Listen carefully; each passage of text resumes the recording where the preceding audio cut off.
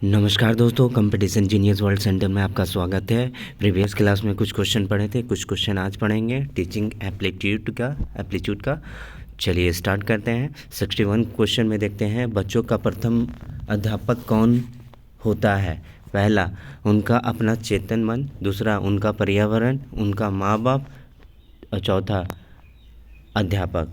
तो इसका जो राइट आंसर होगा 61 का, उनका माँ बाप। ठीक है, इसका जो राइट आंसर होगा उसका होगा उनका माँ बाप, यानी कि सी। शिक्षण का कार्य, पहला ऑप्शन है हर व्यक्ति कर सकता है, हर व्यक्ति के वेश का नहीं है, और पढ़ा लिखा व्यक्ति कर सकता है, बहुत से शिक्षक भी नहीं कर पाते हैं। तो 62 का आंसर जो होगा वो होगा बी। ठीक है, यानी कि हर व्यक्ति के वश का नहीं। ठीक है, चलिए नेक्स्ट क्वेश्चन में देखते हैं। 63 में, सीखने का मुख्य तत्व है सीखने की इच्छा, अनुकूल परिवेश या प्रेरणा, ये सभी। तो 63 का होगा ये सभी, यानी कि डी।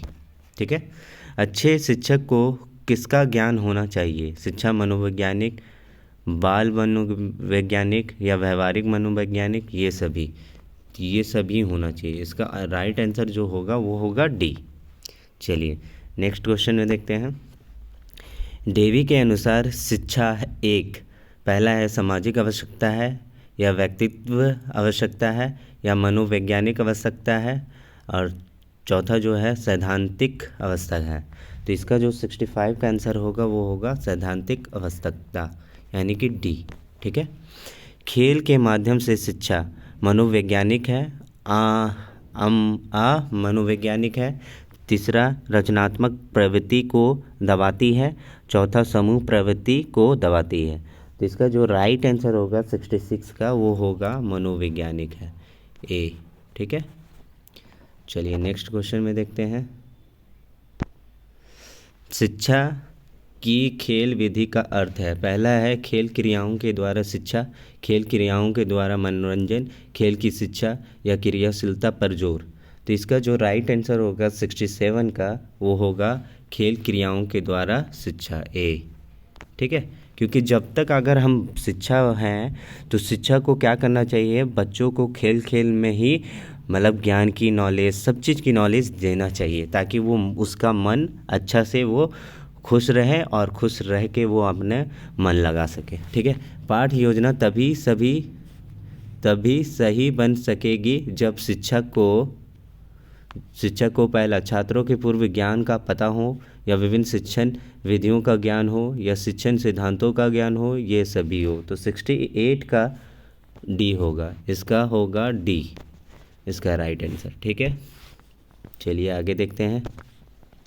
अभ्यास से क्या होता है? पहला, ज्ञान प्राप्त होता है, या ज्ञानेंद्रियों का परीक्षण होता है, या याद होता है, या गृह कार्य नियमित करने की आदत पड़ती है। तो 69 का जो आंसर होगा वो होगा बी, ज्ञानेंद्रियों का परीक्षण होता है, यानी कि कितना हम जान सके, कितना जानते हैं, ये चीज़ की बारे में नॉलेज होती है। तो इसका जो राइट आंसर होगा वो होगा बी।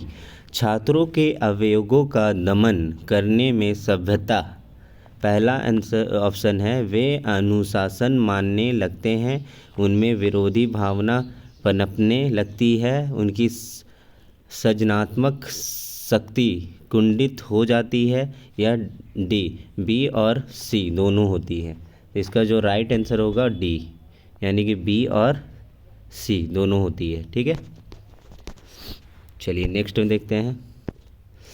शिक्षा में परियोजनावाद की विचारधारा का प्रवर्तक कौन था? पहला ऑप्शन है किलपैट्रिक, या पेस्टालोजी, या विलियम जेम्स, या जॉन डेवी। तो इसका जो 71 का आंसर है वो है विलियम जेम्स, यानी कि सी। ठीक है, 72 में देखते हैं। शिक्षण की डाल्टन विधि आरंभ करने का श्रेय किसे है? डॉक्टर डाल्टन, पार्क हेस्टर, या किलपैट्रिक, या पेस्टालोजी। तो 72 का आंसर है बी, पार्क हेस्टर, बी। ठीक है, चलिए नेक्स्ट देखते हैं। शिक्षा मनोवैज्ञानिक का जनक किसे कहा जाता है? हर्बटर या स्पेंसर या वेस्टोलॉजी या डीवी। तो 73 का जो आंसर है वो है हर्बटर। ठीक है, यानी कि ए। बच्चों के लिए सबसे उत्तम शिक्षा वह है जो स्वयं बालक जैसा हो, यह कथन किसका है? मैकेन का, अरस्तू का, या रूसो का, या जॉन लॉक का? तो इसका जो राइट आंसर है 74 का वो है आपका ए, मैकेन का। ठीक है, चलिए आगे देखते हैं।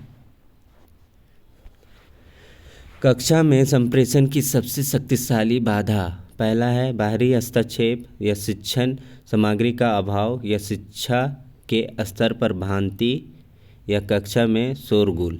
तो इसका जो 75 का आंसर होगा वो होगा शिक्षा के स्तर पर भ्रांति, यानी कि सी। ठीक है, प्रभावकारी शिक्षण फलन है स्पष्ट एवं यथार्थ संप्रेषण का, या उचित कक्षानुशासन का, या नियमित अध्ययन का, या कक्षा में अभिलंब नियमित रूप से आने का। 76 का जो आंसर होगा वो होगा स्पष्ट एवं यथार्थ संप्रेषण का, यानी कि ए। ठीक है, चलिए आगे देखते हैं। छोटे बच्चों के लिए शिक्षा का माध्यम होना चाहिए, पहला होगा मातृभाषा, अंग्रेजी भाषा, या क्षेत्रीय भाषा, या राष्ट्रीय भाषा। तो 77 का जो आंसर होगा वो होगा मातृभाषा, ए। ठीक है, इसका राइट आंसर होगा ए।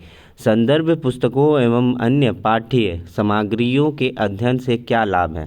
78 का जो है वो है ज्ञान में व्यापकता आती है, या परीक्षा में अच्छे अंक प्राप्त होते हैं, या आनंद प्राप्त होता है, या निर्णय शक्ति का विकास होता है। तो पहला जो आंसर होगा 78 का होगा ए, यानी कि ज्ञान में व्यापकता आती है।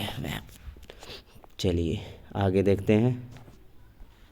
गणित शिक्षण के लिए निम्न में से कौन सी संप्रेषण रणनीति सर्वाधिक उपयुक्त है? निरंतर गद्य रणनीति, या निरंतर तालिका, या एल्गोरिथम, या स्वान्वेषण रणनीति?